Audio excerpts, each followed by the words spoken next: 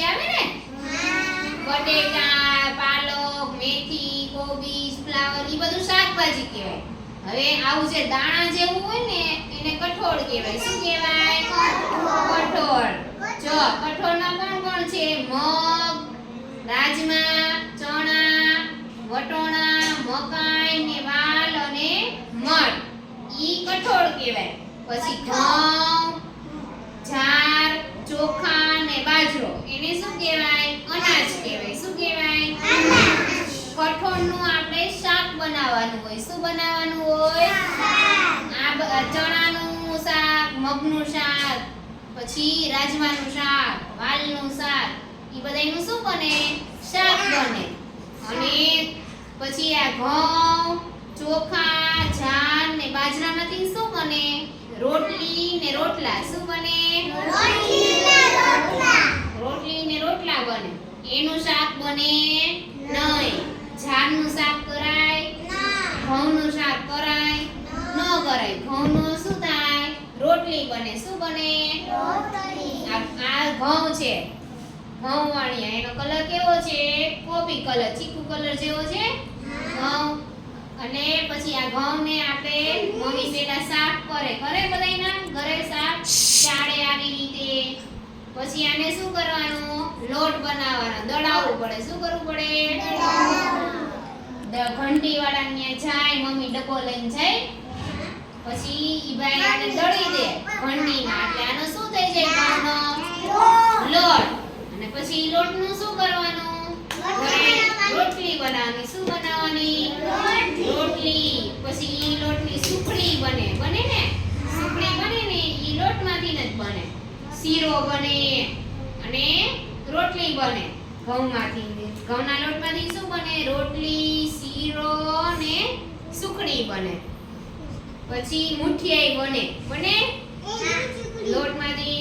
પછી આ જાર છે. શું છે? સફેદ કલરની જાર. કેવા કલરની હોય? સફેદ કલરની જાર હોય. કેવા કલરની હોય? હવે આ જારને પછી આમ સાફ કરીને દળાવવાની. ઘંટીએ જઈને દળાવવી પડે. અને પછી જારનું શું બને? લોટ બની જાય. એટલે લોટમાંથી પાછા રોટલા બનાવવાના. શું બનાવવાના?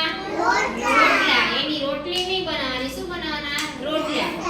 અને આ ઝીણો ઝીણો શું છે? બાજરો. આને શું કહેવાય? બાજરો. આને દળાવવો પડે સાફ કરી. પછી બાજરાને દળાવી લોટ બને એટલે પછી લોટમાંથી શું બનાવવાના? રોટલા. શું બનાવવાના? બાજરાના લોટની રાખ બને અને રોટલાય બને. અને ચોખા. ચોખા કેવા કલરના છે? કેવા કલરના છે? સફેદ. અને એના શું બને? ચોખાના ભાત. શું બને? ખીચડી, ભાત. વઘારેલા ભાત, સાદા ભાત જેવા બનાવો એવા બને. અને ખીચડી બને. ઢોકળા શેના બને? ચોખાના લોટમાંથી. શેના? ચોખા, ચણાની દાળ ને એવું બે મિક્સ કરીને પછી એને ઢોકળા બને. શું બને? ઢોકળા. અને ચોખા કેવા કલરના છે? સફેદ.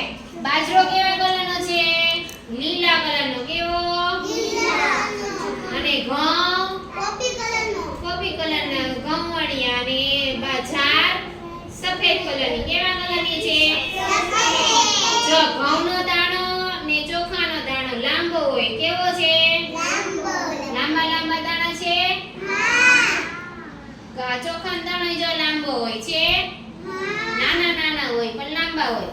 જ્યારે બાજરો લાંબો ન હોય, ઈ ગોળ આકારમાં હોય. કેવા? લંબગોળ આકારમાં હોય. અને જાર થોડીક જાડી હોય. કેવી હોય? અને બાજરો છે ઈ ઝીણો ઝીણો હોય. કેવો હોય? પતલો પતલો. અને જાર કેવી હોય? થોડી જાડી હોય અને સફેદ કલરની હોય. એના રોટલી ને રોટલા બને. હવે આ બ્રાઉન કલરનું શું છે? શું છે? રાજમા. શું કહેવાય? રાજમા. આનું શું બનાવવાનું? શાક બનાવવાનું. શું બનાવવાનું? રાજમાનું શું બને? શાક. અને આ ખાઈને એટલે આપણને શક્તિ આવે. શું આવે? આ બધાયનું શાક ખુશી આવે, આપણે જલ્દી જલ્દી મોટા થાય અને આપણને બધું ફટાફટ આવડી જાય અને મોટાઈ ફટાફટ થાય. તમારે બધાય મોટું થાવું છે તો તમારે રોજ આવા અઠવાડિયામાં એકવાર રોજ આ બધાનું શાક ખાવાનું. એક દી ચણાનું, પછી ક્યારેક મગનું ખાવાનું, ક્યારેક મઠનું ખાવાનું. આપણે અહીંયા આવે છે ને ચણા રોજ, આંગણવાડીમાં ચણા આવે છે રોજ. ને આપણે શું કામ ચણા ખાઈ છીએ કે આપણે છે ને પડી ન જાય, રમતા રમતા પડી ન જાય, કારણ કે એનાથી આપણને શક્તિ આવે અને જલ્દી જલ્દી બધાય મોટા થઈ જાય. થાવ છે મોટું,